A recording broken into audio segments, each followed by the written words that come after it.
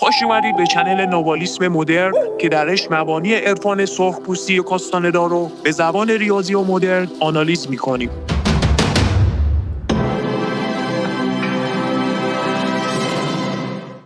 بچه جلسه روح یه خورده طولانیه. احتمالاً یه جلسه دیگه داریم، بعدش برمیگردیم به قضیه اراده که دیگه مچ کنیم همه اینها رو. تو این ویدیو میخوام یه خورده به پرسش و پاسخ‌هایی بپردازم که تو کلاسامون در رابطه با مسیر هوش صورت گرفته تا یه خورده ایدتون بیشتر باز شه نسبت به این مقوله تجریدی. اشخاصی که شغلشان گزارشگری یا نویسندگی است برای سالک شدن باعثی تغییر کار دهند. به نظر من هیچ نیازی نیست هیچ شغلی رو تغییر بده. سالک مدرن دیگه هر شغلی میتونه داشته باشه. اما استراتژی‌های مسیر مبارز ثابت دیگه. ببینید ما از پیوند با تجرید گفتیم، ارتباط هر کس با روح یک چیز شخصی، اما یک روند کلی داره تحت عنوان مسیر مبارز. یک سری کلیاتی هستش که شما باید لحاظ کنید توی استراتژی‌ها. مثلا چی؟ مثل حذف تاریخچه شخصی، مثل در دسترس نبودن. بله شما میتونید خبرنگار باشید و در این حال خیلی هم در دسترس نباشید. چون میدونید دیگه در دوره مدرن اصلا نیاز به نشان دادن خودش یک مانع بزرگی برای سلوک محسوب میشه دیگه. نه بدین معنا که کارت رو عوض کنی. اگر تقدیر تو اونه برای مدتی باید انجامش بدی، اما دال بر این قضیه نیستش که شما بچسبی به اون کارت و دیگه تغییرش ندی. این دیگه دست خود سالکه، به خلاقیت خود سالک برمیگرده. چطور بتواند سازماندهی بکند شغلش را، یا چطور فعالیت‌های دیگری رو هم مد نظر داشته باشه به طوری که به انضباطش لطمه نخوره، اصول انضباط نپاشه. درسته؟ و مثلا فرض کنید که این چیزی که پرسیدید بلافاصله عوض کنه، خب این نامعقوله دیگه. ولی میتونه گزینه‌های دیگری، آپشن‌های دیگری رو باز بذاره توی مسیر سخت کشتش که روزی بتونه کاملا تاریخچه شخصیش رو محو بکنه. دقت می‌فرمایید؟ این نکته خیلی مهمه ها. ببینید من سوال رو دارم به نوعی تلویحی جواب میدم، نه به این معنا که بری کناره‌گیری کنه، چون این مغایرت داره با قضیه سلوک مدرن. اتفاقا اون کسی که توی اون چارچوب و شرایط هست بخواد شروع بکنه، البته اگر واقعا قصد استارت زدن مسیر مبارزه رو داره، نه اینکه خیال بافی بکنه، اون که تو توهمه اصلا. با عملش بخواد شروع کنه، خود به خود به نقطه‌ای میرسه که اون استراتژی در دسترس نبودن به سمت یک سری مشاغلی هدایتش بکنه، آروم آروم به اون مؤلفه‌های انضباطش هم بتونه برسه. دقت می‌فرمایید؟ بنابراین بالحال لزومی نداره بلافاصله بره شق القمر بکنه. مثلا به جهت استفاده از کلمات گفتند که آیا کارش رو تغییر بده. ببین الان من کارمو تغییر دادم، من چند کیلو دارم براتون حرف میزنم، این هم پارتی از کار منه دیگه، تولید محتواست. من میتونم بخشی از انرژی که مثلا توی یه جلسه کلاس براتون میذارم ذخیره کنم در طول روز برای خودم. پس انداز دیگه. نمیدونم متوجه میشید یا نه؟ سازماندهی برنامه دست خود سالکه، اصلا قفل نباید باشه که دست خود منه. من میدونم چقدر حرف بزنم چقدر حرف نزنم. 2 ساعت کلاس که دیگه چیز خاصی نیست. یا مثلا یه گزارش تهیه کردن فلان، اون شغل گزارشگری رو که مثال زدید. بنابراین پس‌انداز کردن کلمات دست خود سالکه دیگه، اون خلاقیت خودشه دیگه، چطور مدیریت کنه. مدیریتش دست منه. نیازی هم ندارم کارمو عوض کنم. نه به این معنا که تا ابد اون لحظه‌ای که وارد تابوت مرگ میشم میخوام همینجوری درس بدم. نه، فعلا این رو میپذیرم، این برنامه موقت منه و روزی هم خیلی راحت محوش خواهم کرد، چون چیزی هستش که در سرنوشت همه مبارزان هست. نویسنده، شاعر، بازیگر یا یک ترانه‌سرا که اصلا آثارش قراره در رسانه بارها تکرار بشه، چطور میتونه تاریخچه شخصیش رو از بین ببره؟ کاری نداره. موارد خیلی مدرنی وجود داره. ببین دیگه قضیه از ناوالدون خولیان که دیگه بدتر نیستش که بازیگر تئاتر بوده. توجه می‌فرمایید؟ حالا ممکنه بگید باز به اندازه دوره مدرن در دسترس نبوده، اما یه نکته‌ای رو فراموش نکنید بچه‌ها. این در دسترس بودن همگانیه، یعنی همه در دسترسن. از اون طرف نگاه کنید که راحت‌تر اتفاقا میشه تاریخچه شخصی رو محو کرد، چون شما رو راحت فراموش میکنن. الان یک سلبریتی یه ماه بخواد پست نذاره اصلا فراموش شده. متوجه این چی میگم؟ مثال خوبی زدم دیگه براتون. آفرین، سوال قشنگی پرسیدم. بس که در دسترسی مثلا 300 میلیون آدم در سراسر جهان میشناسن. خود کارلوس کاستاندا مثلا چطور تونسته؟ نشون میده که همونطور که در دوره مدرن این نیاز به در دسترس بودن داره زیاد میشه و همه هم در دسترس قرار میگیرن، به همون نسبت آسان‌تره حذف تاریخچه شخصی. از اون طرف ماجرا نگاه کن. کافیه که در حد اقتدارت آثار تونالت رو از دسترس خارج کنی و بعد از یک مرتبه دیگه فراموش میشی اصلا خود به خود. همینه که سلبریتی های مدرن هرگز نمیتونن جای مومیایی های کهن رو بگیرند در اون قضیه بقای پس از مرگ ارگانیسم در دقت دوم. هرگز نمیتونن. من مثال میزنم بندای خدا، حالا باز نمیخوام اسمش رو بیارم. چند تا خواننده میشناسید که تو همین 10 سال اخیر مردن و کجا حرفی ازشون هست؟ تا زمانی که حرفی ازت نباشه تقریبا آگاهی کات میشه دیگه. اون چی که مهمه پیوندی هستش که از طریق دقت فالوورهات، دقت اون کسانی که زنده اند و به تو فکر میکنند متمرکز میشه به کالبد انرژی تو که دیپارچر رو انجام داده. دقت میکنید. حالا بحثش دوباره برمیگرده به حوزه بقای پس از مرگ که اون بمانه، فعلا نمیخوام واردش بشم. ولی میخوام بهتون بگم امکان پذیره، چیز نشدنی نیست. پرسیدن احضار و استخدام موکل از طریقی بجز روش شمنیسم آیا میتونه تضادی با مسیر هوش داشته باشه یا کمکی به مسیر آگاهی میکنه؟ سوال خیلی خیلی خوب و مهمی پرسیدید. خیر، با مسیر هوش تضادی نداره. یعنی یک شخص میتونه صدها موکل داشته باشه، اما اینکه خودش اقتدار کافی داشته باشه، یعنی از انرژی کافی برخوردار باشه برای مدیریت و سازماندهی متفقینش. او خود دونخوان رو مثال بزنم. دونخوان چند تا موکل داشت؟ دونخوان یک ناوال بود دیگه، در مسیر هوش بود دیگه، درسته؟ چند تا موکل داشت، حالا تعدادش من نمیدونم، تو کدو قلیانی قرار میداد. ولی کارلوس در طبعش نبود، نمیتونست. کارلوس موکل‌های دونخوان بهش به ارث رسید دیگه، تو همون کدو قلیانی یکی دو بار فراخوانیش کردید نمیتونه جمعش کنه. این نشون میده که سطح انرژی هستش که تعیین میکنه داشتن موکل یا متفق شما رو آیا از مسیر هوش خارج خواهد کرد یا خیر. در مورد داستان‌های مدرن من ساحرانی میشناسم که اتفاقا همین قضیه داشتن موکل اونها رو متلاشی کرده. من یه دوست جادوگری داشتم و این اصلا از راه دور هیپنوتیزم میکرد، از راه دور میدید، با موکلاش میدید دیگه. اما نخیر راستی آزمایی کردم که بله این داره منو رصد میکنه. حالا چطور رصد میکنه؟ موکلش یه تصویر سه‌بعدی درست میکنه توی دقت دوم، خودش هم پیونداش تو دقت دوم. از طریق دقت دوم میتونه هر کسی رو رصد بکنه، کار نداری. ولی این شخصیت به شدت متزلزل، حساس، خود بزرگبین، نمیتونه خودش رو جمع کنه، اصلا یک جمله رو نمیتونه بگه. شما متوجه شدید دیگه. حالا تعریف از خود نباشه، جملات ما فعل داره، فاعل داره، مشخصه، مفهوم داره. اصلا یکی از جملاتش سر و ته نداشت. این به خاطر چی بود؟ چون دقت اولش خیلی کوچیک شده بود، بیش از هر تونالش رو جمع کرده بود. و من بهش گفتم ببین خیلی داری افراط میکنی، یا داری افراط میکنی، مسیر هوش رو ملاک قرار بده. با این حال دعوا گرفتیم با هم. نزدیک بود که جنگ ساحران اتفاق بیفته، اون قضیه‌ای که شرایط آدمو میبره توی اون فضا، که من دیگه نذاشتم به اونجا برسه. از دسترسش خارج شدم، کلا ارتباطمو قطع کردم. خودمو بخوام به زور نگه دارم تو مسیر هوش خیلی کار کردم. یک نیروی غیر شخصی بخواد بیاد، اون ویروسش منتقل میشه دیگه. این موکلا همش منتقل میکنن، یه جورایی مصریه این قضیه. در طبع من نیست. اوکی؟ اون موکلی هم که می‌بینی بچه‌ها موکل رویابینیه، اون ربطی نداره، خلط نکنه. این ترجمه ها هم ما درگیری داریم واقعا. dreaming emissary، هم موکل رویابینی، اون یه فرستاده است، اون تسخیر نشده. اینجا منظور متفقه، الای به معنای متفق شده، متحد، که من تو بحث گیاهان قدرت بهش خواهم پرداخت. و همزمان بگم تو پارت دوم سوال شما پاسخش مثبته. آیا کمکی به مسیر آگاهی میکنه؟ 100 البته. داشتن یک متفق یا تسخیر یک نیروی غیر ارگانیک هیچ دلیلی غیر از ارتقای آگاهی نداره بچه‌ها. اینا مشاورن، اینا قدرتن دیگه. متفق یک قدرته، موکل یک مشاوره، اینا آگاهی دارن دیگه، ولی خطری هن. فکر کنم دونخوان اشاره کرده بود یه جایی اگر در طبعت نباشه از پسش بر نمیای، این به دردت نمیخوره. آیا پرهیز غذایی مثل پرهیز از گوشت کاری در مسیر هوش انجام میده؟ در واقع بهتره بهتون بگم که برای بعضیا لازمه. یه سری مواردی هست بچه‌ها، این به چارت برمیگرده. حالا من نمیخوام شما رو وارد استرولوژی بکنم، ولی به چارت و نژاد و اینا برمیگرده. بعضی از انسان‌ها بدون کامخواری یا گیاهخواری یا وژیتریان بودن نمیتونن مسیر هوش رو حفظ کنن. این براشون لازمه حتی. خوب دقت کن ببین چی دارم بهت میگم. شما تست باید بکنیم. بعضی از مبارزان هستن اتفاقا برعکس به گوشت نیاز دارن. چرا؟ چون روحیه دو قطبیشون رو حفظ کنن. زیادی بخوان گیاهخواری کنن تک قطبی نحیف میشن، ناس میشن. مثلا چطور بهتون بگم، مثلا نستور کسی بود که نازش میکردی مثلا خوشی جمع میکرد. خب این مبارزه ها نحیفن دیگه.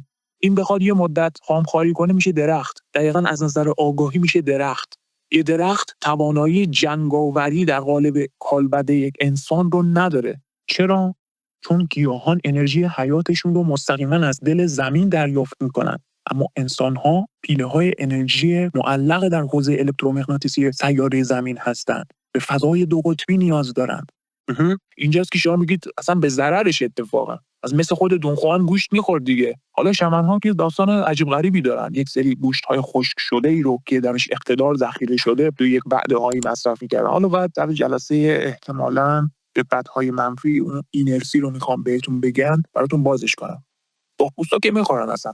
بله رژیم اهمیت داره، فرق داره دیگه. یعنی چی؟ یعنی مثلا الان من یک غذایی که همه چی توش هست بیدر و پیکر بخوام بخورم، ما همون چیزی هستیم که میخوریم دیگه. غذا انرژیه. در دقت اول ما تفسیرش میکنیم به شکل ماده است، ولی انرژی میره تو کالبد. انرژی ما فرآیند هضم و گوارش اتفاق میفته، توی مراکز انرژی پخش میشه و میشه نهایتا پیله انرژی ما که خود ماست. پیله انرژی ما حقیقت ماست. غذا میشود خود من.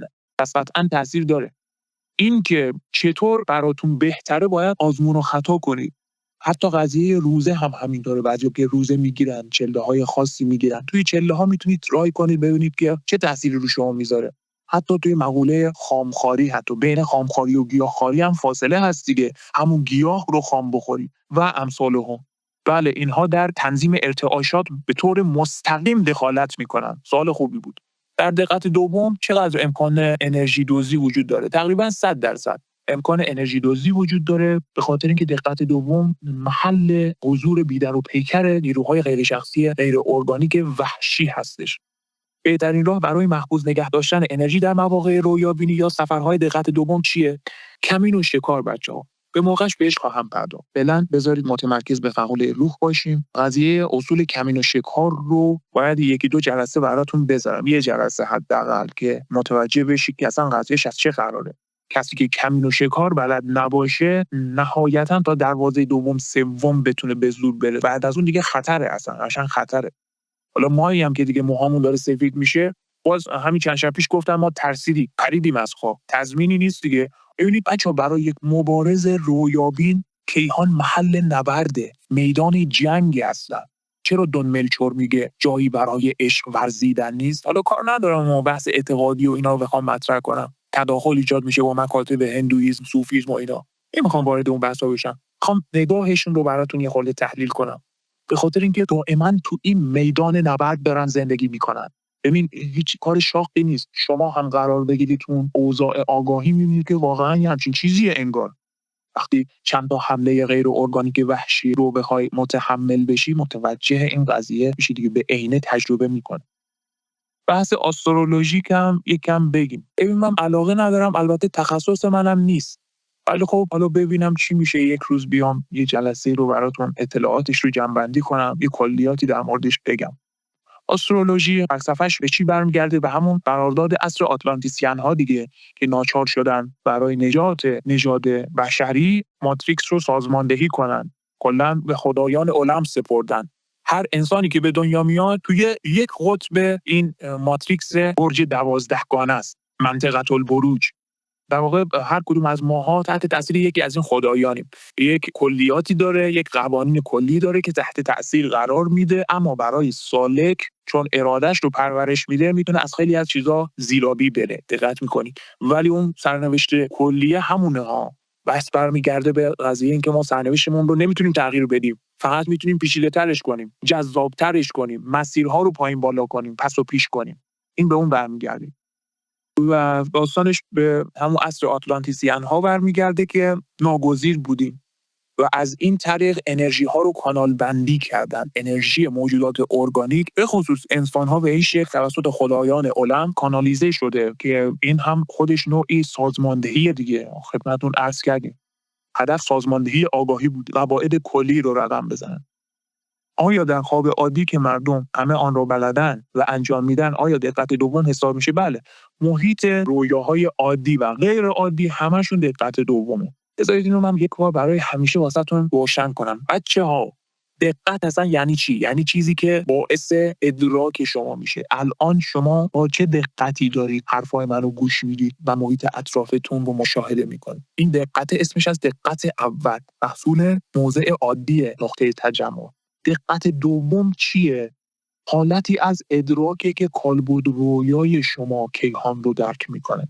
یعنی چی؟ یعنی تفاسیر رویایی دارید از کیهان. اگر کالبد رویای شما الان تو همون اتاقتون باشه و اتاق رو نگاه کنه، آیا مساوی هستش با همین بدن فیزیکیتون که الان داره اتاق رو نگاه میکنه؟ 100 البته خیر. اگر رویابین باشید متوجه میشید خیر. فضا یه چیزه، ما بهش میگیم جهان فیزیکی، فضا یکیه، اما دقت فرق میکنه. یعنی طریقه ادراک شدن متفاوته. دقت دوم سیاله، فیزیکال نیست، ملموس نیست، اصلا یه تایپ دیگه است. مربوط به کالبد رویاست. دقت اول مربوط به چشمهای ماست. در واقع چشمای ما دقت اول رو شارژ میکنن، چیزی که باعث میشه دیوار رو میتونی لمس کنی. با کالبد رویات هم میتونی دیوار رو لمس کنی، ولی به هیچ وجه شبیه این لمس نیست. حتی حرارت دیوار رو هم میتونی اندازه بگیری با کالبد رویات، اما به هیچ وجه حرارتی که با دست فیزیکیت احساس میکنی نیست. این تفاوت دقت اول و دومه. پس برمیگرده به خاصیت ادراک. دقت فرمودید؟ پس این قضیه دیگه روشن بشه. بنابراین میدان رویاها تو دل دقت دومه. حالا ما میگیم تمرکز ثانوی دقت دوم، در واقع بیشتر برای کالبد رویا این واژه رو استعمال میکنیم. زمانی اهمیت پیدا میکنه که پیوندهای شما فیکس بشه در نقطه ای. چون وقتی که فیکس نشه شما بیهوشی، اصلا چیزی نمیدونی، حالیت نیست. حالا یه تصاویری میبینی دیگه، میگی من خواب دیدم فلان، اما به محض اینکه فیکس میکنی تبدیل میشه به یک جهان ثابت، پایدارش میکنی. اون موقع تازه دوزاریت میفته که به همون نسبتی که توی این دنیا یک چیز ثابت وجود داره تو دنیای فیزیکی، توی رویا هم هست. می‌بینی که من یه من فیزیکی دارم، یه من رویا، یک سری حقایقی بر تو گشوده میشه. اون موقع هستش که خاصیت دقت دوم رو می‌فهمی. آیا در این خواب شبانگاهی نیروهای غیر ارگانیک حمله میکنن؟ بله، نیروهای غیر ارگانیک همه جا هستن. هم تو خوابهای بدون هوش هستن، بدون هوشیاری هستن، هم تو رویاهای شفاف. در هر دو تا توضیح بیشتری نمیدونم لازمه بهتون بدم. حالا ممکنه بگی وای ما چقدر فلانی، عجل و ناله بکنی، چرا ما بدبختیم. کابوس فکر میکنید چیه؟ بس کابوس اصلا یعنی چی؟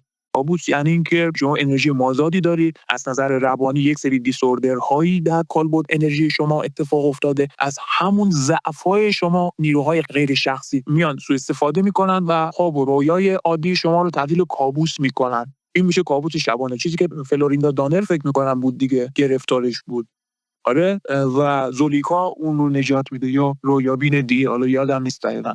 بله، پس وجود داره، ولی حمله از نوع رویابینی به شدت مهلک‌تره. چرا؟ چون وقتی که شما هوشیار نیستی، ناوال به طور خودکار از شما حفاظت میکنه، پیوندگاهت رو بلافاصله منتقل میکنه، دقت اول از خواب میپری نهایت. اما توی رویابینی ممکنه از این شانس برخوردار نباشی. گاهی اوقات در قالب یک ترس، همون ترسی که من بهتون اشاره کردم چند شب پیش پریدم، میتونه در بیاد. اون ترس در واقع نیروی کمکی شما، ترس که همیشه بد نیستش که از اون قضاوت تک قطبی بیاد بیرون.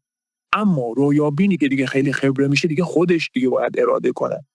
به خصوص اون حالت کمین و شکار رو بگیره که حالا من واردش نشدم، در مواجهه با غیر ارگانیکا بتونه روی گردان بشه یا پیوندگاهش جابجا کنه سریع. حالا بگذاریم. آیا مردان سالک امکانی معادل رحم در زنان دارند که در مسیر هوش استفاده کنند؟ خیر، متاسفانه. این یک تفاوت ساختاری انرژی بین زن و مرد هست. واسه همینه که دونخوان بارها گفته که پتانسیل زنان برای سلوک چندین برابر مرداست دیگه. و نکته دردناکتر اینه که توی یک تخلیه انرژتیک مرد تقریبا همه چیزش رو میده، در صورتی که زن به واسطه اون حوزه زهدانی که داره تقریبا هیچ اتفاق انرژتیکی واسش نمیفته. ببین خیلی حرفه ها، واقعا آدم متحیر میشه. واسه همین بوده که پادشاهان تولتک اومدن جفت‌های ناوال رو تشکیل دادن دیگه، به اون اعماق ناشناخته و اکناف عالم سفر کردن. وگرنه انرژیشون از کجا میتونستن بیارن؟ مردان پس چنین خاصیت انرژیایی ندارن، مگر اینکه ناوال باشند. اونها دیگه این ساختارهای پیله‌ای خاصی دارن. ما تنها از انضباط میتونیم استفاده کنیم. حالا اون استثنای بهره برداری از انرژی موجودات غیر ارگانیک بماند فعلا. با اینکه رحم در زنان اینقدر مهمه و دونخوان میگه سالک بانوها میتونن ازش استفاده عالی کنن، چطور ناقال یا سالک زن در توار دونخوان کم بوده؟ نه دیگه، به همون اندازه بوده دیگه. یعنی گروه‌های 8 نفره داشتن، 4 تا 4 تا. دقت می‌کنید؟ چون 4 جهت باد می‌خواستن، زناشون بایستی هر کدوم متناظر با یک جهت می بود. اما اینکه سوال بپرسی، بخوام برداشت فلسفی بخوام بکنم، یعنی میخوای بگی که زنان تمایلشون کمتر بوده به سلوک یا به عبارتی سخت‌تر اینا رو میتونستن گیر بندازن نسبت به مردم که مثل الیگیو که خود به خود اصلا سالک شد؟ بله، این رو من به شما جواب خواهم داد. نیروی ماتریکس. فکر کنم متوجه بشید، دیگه نیاز به توضیح دادن نباشه. ماتریکس اتفاقا از نیروی مؤنث بیشتر استفاده میکنه. نکته تکان دهنده. چرا؟ دقیقاً به خاطر همون سطح فوق‌العاده انرژی که دارن. حتی طبق تحقیقات میگن که نیروی جنسی زن 7 برابر مرده. راست میگن دیگه. فکر نکنید که این یه پوان مثبته. به همون نسبت اون طرف مسئولیتش هم سخت‌تره. چرا گاهن آسیب دیدن در دنیای خواب عادی یا رویا بینی به جسم فیزیکی منتقل میشه؟ اینم سوال خوبیه. مثلا آثار کبودی یا پنجه روی بدن، خیلی سوال خوبیه. من از نظر ناوالیزم خیلی راحت میتونم جوابتون رو بهتون بدم. خیلی راحت. چرا؟ چون ما یک کالبد انرژی هستیم بچه‌ها. یک کالبد انرژی، یک پیله انرژی هستیم که الان بیداریم. یعنی چی؟ تفسیر ما فیزیکیه. همین به خاطر دقت ما الان توی جهان فیزیکی هستیم. وقتی میخوابیم اوپن میشیم، باز میشیم، منبسط میشیم، میریم توی شاکله رویامون و تو تمرکز سوم دقیقاً خود پیله انرژی هستیم. همین الان همه اینها موازات هم وجود دارن. بنابراین به موازات ما در میلیاردها جهان داریم زندگی میکنیم. هر کجا که تحت تاثیر هر نیروی خارجی قرار میگیریم، در کالبد انرژی ما داره اثر میکنه. واضحه که تفاسیرش هم دستخوش اون تاثیرات خواهند بود در دقت‌های مختلف. مثل تفسیر فیزیکی در دقت اول. من دیشب در رویا یک حمله شدید غیر ارگانیک داشتم. چه چیزی، چه موجودی مورد حمله قرار گرفته؟ یک کالبد انرژی. من کالبد انرژی هم دیگه. تو دقت دوم تفسیر من رویاست. تفسیر رویایی دارم. رو انرژی من اثر گذاشته. وقتی هم که بیدار میشم همین انرژی هم. منتها تفسیر من فیزیکیه. میبینم رگام مثلا زده بیرون، یا مثلا اینجا قرمز شده. پای چپ هم نگاه کنید بچه‌ها، جوکر یک بار با آتیش منو سوزوند. جوکر حالا یک موجود غیر ارگان، حالا کار ندارم چیه که البته موکل بهم گفت، حالا کار ندارم، نمیخوام بهتون بگم. همون موقع من فردای صبح که اومدم حالا بیرون رفتم اومدم خونه، خواستم شستشو کنم، دیدم که یک لکه قرمزی داره و این لکه قرمز هنوزم باهامه. مثلا چه متخصص رفتم نمونه برداری کردن، هم از بغلش هم از خودش. گفتن که آقا اصلا هیچ اثری از قارچی، ویروسی هیچی نیست، هیچ توجیهی هم نداشتم. من متوجه بودم که قضیه اون رویا بینیه، با وجود اینکه اون رویا بینیه ناآگاهانه بوده. خیلی دیگه بده ها، یعنی کابوس عادی بوده. پس شما می‌بینید که میشه. اما از نظر علم روانشناسی بخوام جواب بدم، محققینی که توی حوزه لوسید دریمینگ دارن کار میکنن، به حسب تئوری ناخودآگاه، حالا مثلا بحثایی که یونگ و فروید مطرح میکنن اگه مطالعه کرده باشید، میگن که ناخودآگاه ما توی رویا تاثیرپذیریش زیاد میشه. واسه همین توی هیپنوتیزم خیلی از روان درمانگرا میرن درمانهاشون رو انجام میدن. خیلی راحت‌تر میتونن تاثیر بذارن توی آگاهی فرد دیگه. بعد طرف بیدار میشه میبینه اصلا خیلی سبکم، بعد دیگه اون درگیری ذهنی رو نداره. اون سیمپیچیا رو توی حالت انبساط آگاهی میتونن بهش دسترسی پیدا بکنن. واسه همین قضیه درمانگری توی حالت رویابینی خودش یک حرفه است اصلا. ولی خب ما بر حسب زبان ناوالیزم خدمتتون گفتیم دیگه. پرهیز از زاد و ولد چقدر کاری در مسیر روش به حساب میاد؟ ببینید سوال خیلی مهمیه، ولی خب من میترسم برخی از شما پنچر بشیم.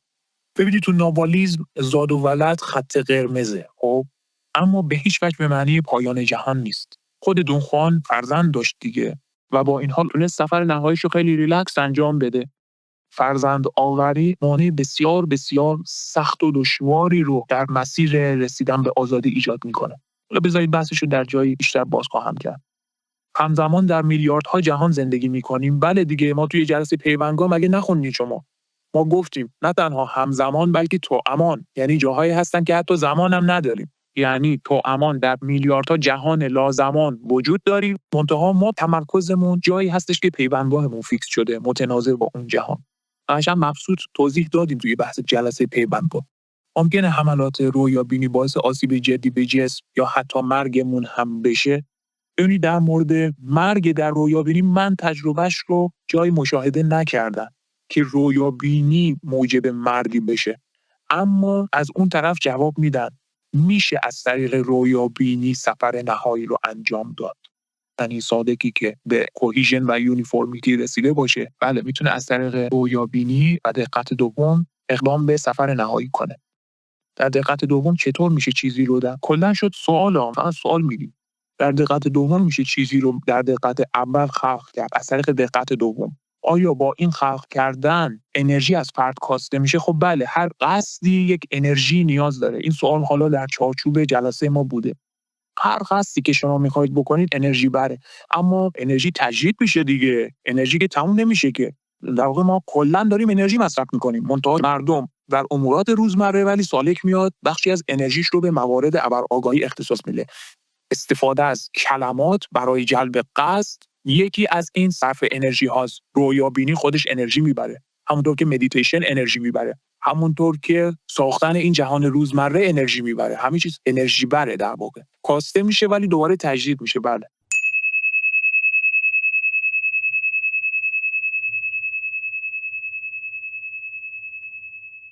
خب بچه‌ها، من دیگه کپ کردم. خسته نباشید. خیلی ممنون که همراهمون بودین. لایک و کامنت و ساب یادتون نره. تو ویدیوهای بعدی میبینمتون.